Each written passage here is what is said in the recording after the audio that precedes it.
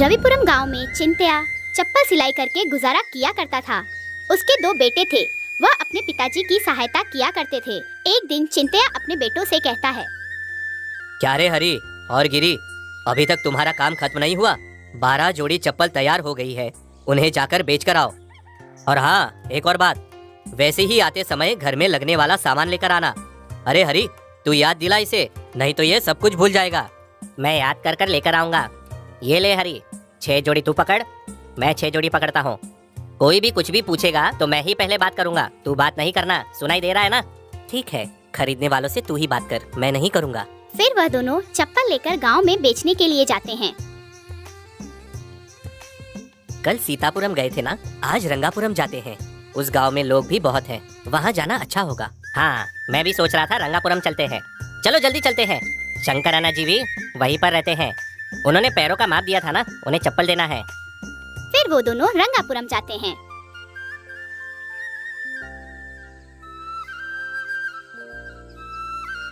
माँ, कांटा घुस गया है, बहुत दर्द हो रहा है, जल्दी से निकालो। देख कर चलना चाहिए था ना बेटा, किधर है दिखाओ मुझे। लो, निकाल दिया मैंने, अब दर्द नहीं होगा। माँ, कांटा घुसे नहीं इसलिए चप्पल लेकर दो, मेरे साथ खेलने वाले राहुल के पास भी चप्पल है। अरे बाप रे, चप्पल खरीदना है तो बहुत पैसे चाहिए, बाद में देखते हैं, अभी चलो। माँ, मुझे भी चप्पल चाहिए, मुझे भी चप्पल चाहिए, चप्पल खरीदो ना। बेटा, बच्चे को 1 जोड़ी चप्पल चाहिए, कितने पैसे होंगे? इसके पैर के चप्पल हैं आपके पास? क्यों नहीं माँ जी, ये देखो, ये जो चप्पल है ना, ये सही से इस बच्चे के पैरों में आ जाएगी। ये लो माँ जी, 4 आना लगेगा, बस इतना ही ले लो। मैंने दूर से देखा, बच्चा बहुत रो रहा था, है ना? बाप रे, 4 आना, उतना पैसा मेरे पास नहीं है, रहने दो बेटा, फिर कभी ले लूंगी। फिर वो दोनों वहाँ से आगे बढ़ते हैं। फिर हरी कहता है, बेचारे उस बच्चे को देखा, पैर में कांटा चुभा था इसलिए रो रहा था। वो चप्पल पहने रहता तो अच्छा होता। वैसे भी 2 आना था ना, लेकिन तूने 4 आना कहा। 2 आना कहता तो शायद वो ले लेते। उन्होंने नहीं लिया तो क्या हुआ, और कोई ले लेगा। वैसे भी नहीं खरीदने वाले थे, मुझे पता था, इसलिए वैसा कहा। तूने उन्हें उस नजर से देखा, मुझे अच्छा नहीं लगा। भाई, कितने की है चप्पल? 2 आना। 4 आना। यह क्या, एक कह रहा है 2 आना, एक कह रहा है 4 आना। कहीं मुझे धोखा तो नहीं दे रहे? असल में 2 आना है या 4? वो क्या है ना, उसके पास जो है वो 2 आने की है, और मेरे पास जो है वो 4 आने की है। उसमें थोड़ी सिलाई कच्ची है और मेरे पास सिलाई पक्की है, इसीलिए 4 आना है। दोनों चप्पलें एक जैसे ही तो दिख रही हैं। मुझे 4 आने की नहीं, 2 आने की चप्पल दो। तुझे पहले ही कहा था ना, तू बात मत करना, खरीदने वालों से मैं बात करूंगा। अब देख, 2 आने का नुकसान हो गया। पिताजी ने हमें कहा कि इसे 2 आने में बेचो, लेकिन तू ही उन्हें 4 आने में बेच आता है। मतलब इस कीमत से भी ज्यादा में बेचने की सोच रहा है। तू अगर इसे 2 आने में बेचेगा तो और ज्यादा लोग खरीदेंगे, समझ रहे हो? अभी अपना मुंह बंद रख। ऐसा ही करना है तो मेरे साथ मत आ। व्यापार करने की समझ नहीं और बात कर रहा है। चल चल, शंकर अन्ना के पास जाते हैं, उन्हें चप्पल देना है, देर हो रही है, चल। फिर वो दोनों शंकर अन्ना के पास जाते हैं। आइयो, तुम 2 दिन में लेकर आओगे ऐसा बोला था, 4 दिन हो गया, ऐसे कैसे हो गया जी? बोलो जी। अन्ना, ये लीजिए, आपने जैसा कहा था वैसा ही तैयार किया है, एक बार पहनकर देखोगे? मुझे सही से पैरों में आ गया। वैसे कितना दाम बोले थे इसका तुम? अन्ना, 5 आना हुआ है। ये क्या, मुझे तो पहले 4 आना बोले, अभी 5 आना बोल रहे हो? मुझे क्या दिमाग नहीं है? ऐसा झूठ क्यों बोलते? अन्ना, जो भी चप्पल आप हमसे खरीदते हो वो 4 आने की ही होती है। हमने खास आपका नाप लेकर इसे बनाया है, इसलिए इसका 1 आना ज्यादा है। ऊपर से बहुत मजबूत भी है, आपके लिए खास बनाया है। आप एक बार पहनकर तो देखिए अन्ना। हाँ ठीक है ठीक है, इस बात को पहले ही बताना था ना। लो 5 आने लो। ऐसा क्यों? तूने यहाँ भी ऐसा किया? अन्ना जी से 1 आना ज्यादा लिया। ऐसा धोखा देना गलत बात है। अभी 1 आना ज्यादा कमाने का सोच रहा है, बाद में उन्हें फिर से चप्पल की जरूरत होगी तो वो हमसे नहीं खरीदेंगे। तुझे किधर कैसे रहना है वो तो पता नहीं, और मुझे सिखा रहा है। चल। फिर वो दोनों पूरा गांव घूमते हैं। फिर बची हुई चप्पलों को बेचकर जरूरत का सामान खरीदकर घर लौटते हैं। और फिर घर लौटने के बाद, क्या रे, सब बेच कर आए या फिर कुछ वापस लाए? अब खड़े रहोगे या कुछ बोलोगे भी? हाँ, सब बेच दिया पिताजी कल। हाँ रुक जा, ये लो पिताजी आज की कमाई, इसमें से सामान के लिए कुछ खर्च हो गए। कल से मैं इसके साथ नहीं जाऊंगा। वैसे ज्यादा पैसे आने चाहिए थे, लेकिन कमाए। क्या हुआ, इसने क्या किया? पैसा कम थोड़ी ना आया है, बराबर ही तो आया है। हाँ पता है मुझे, ये जो भी पैसे आए हैं ना, वो सब मेरी वजह से आए हैं पिताजी। ये कम दाम में बेच रहा था, लेकिन मैंने 2 आने की चप्पल 4 आने में बेची। मैंने तुझे 2 आने में बेचने के लिए कहा था, तूने 4 आने में किस लिए बेचा? फिर कोई नहीं खरीदेगा। आप भी ऐसा कहोगे तो कैसे चलेगा? वो नहीं तो कोई और खरीद लेगा। हमेशा एक को ही थोड़ी बेचेंगे। ऐसा कैसे सोच सकते हो? ठीक है, इस बार किया सो किया, कल से 2 आने में ही बेचना। खुद का दिमाग ज्यादा मत लगाना, समझे तुम? फिर दूसरे दिन पिताजी दोनों को नई चप्पल देकर बेचने के लिए भेजते हैं। उन्हें लेकर जाते समय गिरी को हरी के साथ जाने की इच्छा नहीं होती। तभी गिरी हरी से कहता है, अरे हरी, आज तू एक गांव जा और मैं दूसरे गांव जाता हूँ, और सारी चप्पलें बेचकर आने के बाद हम यही मिलेंगे, फिर घर जाएंगे।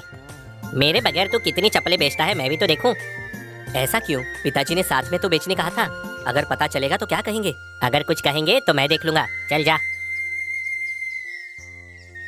फिर कुछ दूर जाने के बाद गिरी को एक आदमी पूछता है, बेटा, ये पूरे चमड़े की चप्पल है ना?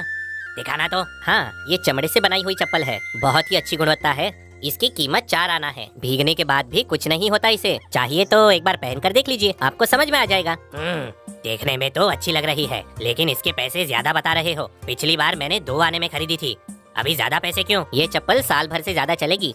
आपने जो खरीदी थी उसकी गुणवत्ता अलग है। ठीक है, ये लो, 4 आना दे रहा हूँ। अरे वाह, अच्छा हुआ। अगर वो हरी रहता तो 4 आने में क्यों बेचा ऐसा कहकर झगड़ा करता। अच्छा हुआ उसे दूसरे गांव भेज दिया।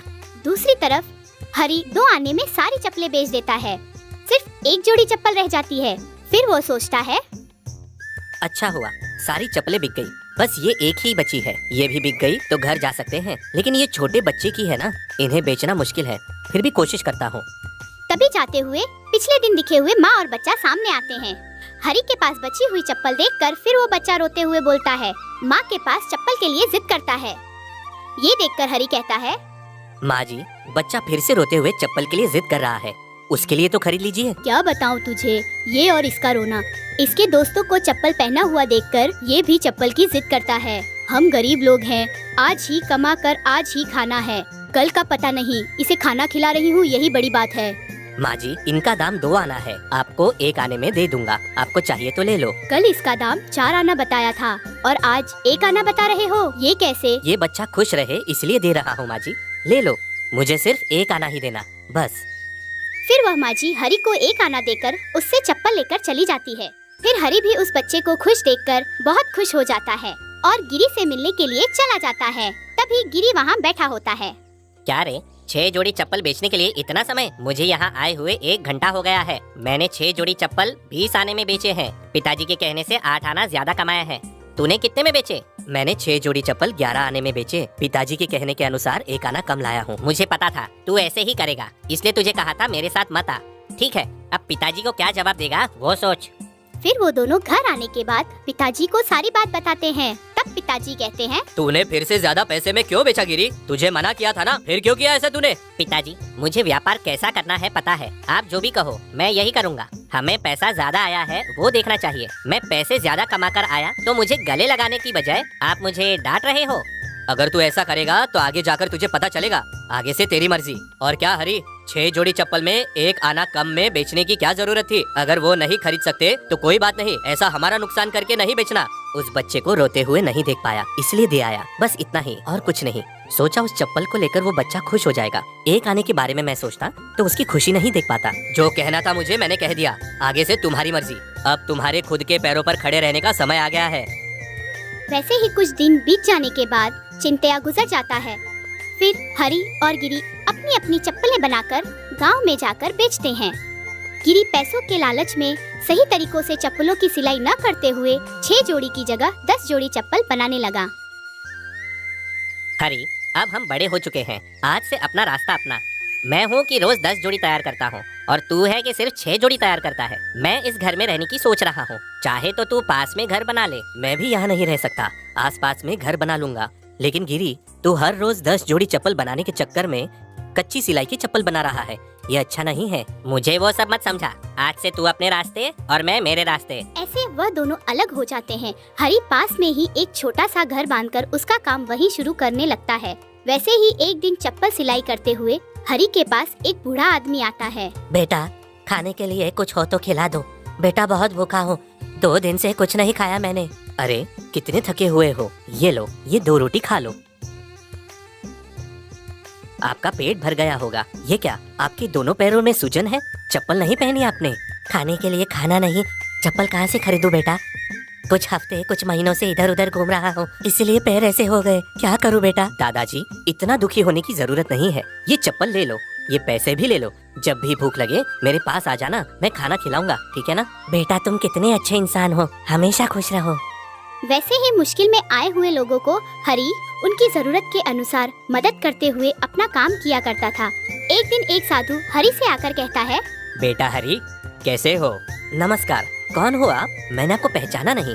मेरा नाम आपको कैसे पता? क्या आप मुझे पहले से जानते हो? हाँ, मैं तुझे बहुत अच्छे से जानता हूँ, लेकिन तू मुझे नहीं जानता। किसी की भी शक्ल देखकर वो व्यक्ति को पहचानने की शक्ति है मेरे पास। तूने किए हुए दान और अच्छे कर्म मुझे बहुत पसंद आए। बेटा तेरे पास पैसे न होकर भी तू इतने बड़े बड़े अच्छे काम करता है। अगर पैसे होंगे तो कितने बड़े काम करेगा। वैसा कुछ नहीं है, मेरे सामने अगर कोई तकलीफ में हो तो मैं देख नहीं पाता। जितना भी मेरे पास हो उसमें से मैं उनकी सहायता कर देता हूँ। मैं जो काम कर रहा हूँ उसमें मैं बहुत खुश हूँ।